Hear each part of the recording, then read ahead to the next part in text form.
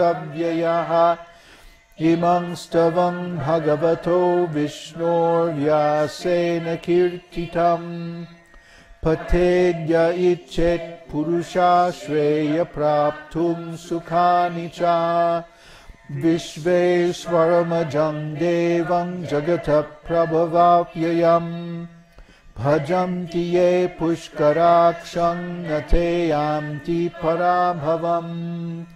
Om Namo Bhagavate Vasudevaya. Very nice. Yeah. Now this one verse, Samavarto nivrittatma durjayo duratikramaha durlabho durgamo durgo duravaso durariha. Durariha means that serving Krishna is very difficult. But he helps the devotees by crushing their enemies. And the enemies, the chief, the general, the leader of the enemies is lust. Durariha.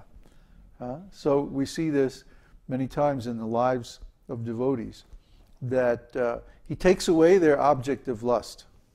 If they have some habit, some attachment, some lusty desires or activities, he arranges to take that away. So the devotee then has to take full shelter of him alone. And this is the Lord's kindness. This is his mercy. This is his help. This is how he helps us come closer to him. Because when we actually love Krishna, this theme is coming up again and again, then we have no desire for the so-called love of this material world, which is actually just lust. Rubbing bodies together, I mean, what kind of love is that? And then when it's over, you feel so icky and like, why did I do that?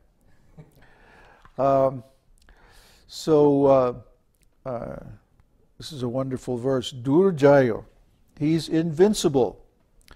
Durjayo, Jaya means victory. It's very difficult to win victory, but he can be won by devotional service. Devotional service is even more transcendentally powerful than Krishna himself. Duratikrama, no one can ignore his order. Krishna says, you will go in the material world and suffer birth and death in the three modes of material nature. And nobody can say, no, I'm not going to go. Or if he says, no, now you stop this nonsense and surrender to me and serve me. And then nobody can say no. He will take away one by one all the devotees' attachments. Durlabha, he is attained only by the most difficult to practice path of devotional service. Devotional service is very difficult. You have to give up so many things and you have to take up so many things. You have to learn so many things. It's not easy. And the things that we learn are very hard on our false ego. We think, oh, I am very intelligent, I am very strong, and so on and so forth. And then we come in contact with Krishna and we start reading Srimad Bhagavatam and we can't even get through one verse. Our mind, our intelligence is stunned by the amazing intelligence of Krishna.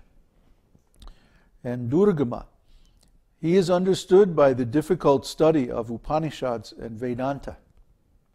Durgama. If you ever try to read these books, they're very, very high. They're ontological studies. We never get tired of pointing this out. The bona fide Vedic scriptures are highly ontological in nature. What does that mean?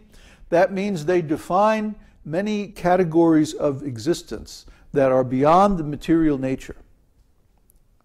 Unless you understand this, you cannot fully appreciate the meaning of the Vedic literature.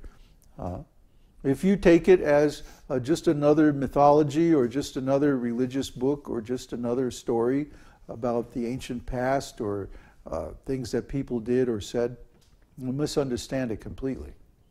Yes, it has that level of meaning, but it has a higher level of meaning because the terms used to describe these pastimes are all transcendental sound vibrations. So we have to extend your ontology. Extend and embrace. Extend your ontology to embrace these transcendental shades of meaning of the Shastra. And Durga, he is glorified by the hymns of the Samaveda, which are difficult to sing. They have to be sung just in a certain way, certain intonation, certain rhythm. We're studying that when we study these names. Because within the names, within the shlokas, is every possible combination of rhythms and sounds in this meter, this Anushtup meter that this is written in. Duravasa. When one follows the difficult path of surrendering to him, he becomes willing to reside in one's heart. Actually, he's already there. It's just that we're unconscious. We're asleep and dreaming. Oh, I'm going to enjoy material life. But it never really happens.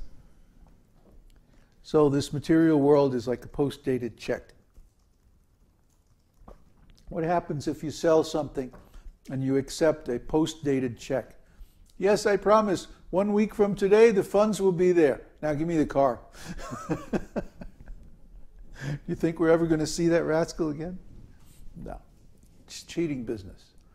So the material world is like that. The material world is always cheating business. Oh, I promise this, I promise love forever, blah, blah, blah.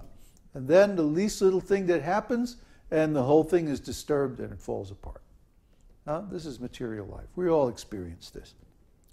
So the Lord's kindness then is that he takes all this nonsense, lusty desire away, and then we have to follow his instruction. Sarvadharman prityaja mam ekang sharanam vraja. Give up all these different kinds of religion and just surrender unto me, Krishna says. Sarva papebhyo mokshayashyami. He says, I will deliver you from all these sinful reactions. Ma shuchaha. Don't worry. Don't worry. Have confidence. Have strength. Remain determined in devotional service, and you will reach this high platform that is actually the minimum. The minimum. Just to get to Vaikuntha, you have to become so detached, so surrendered, so pure. All these good qualities you have to develop. Then just you can get to Vaikuntha. But if you want to the real thing, then you should develop spontaneous devotional service in love. Yeah, that's even better. So how do we do that? Well, we're going to read from Nectar of Devotion, chapter 13, 5 potent forms of devotional service. Rupa Goswami has stated that 5 kinds of devotional activities, namely residing in Matra, worshipping the deity of the Lord, reciting Srimad Bhagavatam, serving a devotee, and chanting the Hare Krishna mantra, are so potent that a small attachment for any one of these 5 items can arouse devotional ecstasy even in a neophyte. Wow. So Rupa Goswami here is giving the key. He's giving the secret. How do you become advanced? If you have some taste, if you have a little attachment. Attachment requires taste. Like if I'm attached to a particular dish, because I like the flavor, I like the taste. So yeah, I love that. I like that tomato soup that you made today. That's really good. I don't know why, it just appeals to my taste. See, there's no reason for taste. Taste is something that comes from inside. Oh, I like this, I like that. So if you have a taste, spontaneous taste, for the residing in Matra, worshipping the deity, reciting Srimad Bhagavatam, serving a devotee, or chanting Mahamantra, then this is very fortunate. This will take you home. Regarding worship of the form of the Lord or deity, Rupa Goswami has written the following verse. My dear friend, If you still have any desire to enjoy the company of your friends within this material world, then don't look upon the form of Krishna, who is standing on the bank of Keshi Ghat, a bathing place in Vrindavan. He is known as Govinda, and his eyes are very enchanting. He is playing upon his flute, and on his head there is a peacock feather, and his whole body is illuminated by the moonlight in the sky. Now, what a nice scene, huh? Yeah, so if you really want to enjoy this material world, don't go searching out Krishna. That'll ruin everything. The purport of this verse is that if someone becomes attached to the Sri Murti, or the deity of Krishna, by worshipping at home, then he will forget his relationships of so-called friendship, love, and society.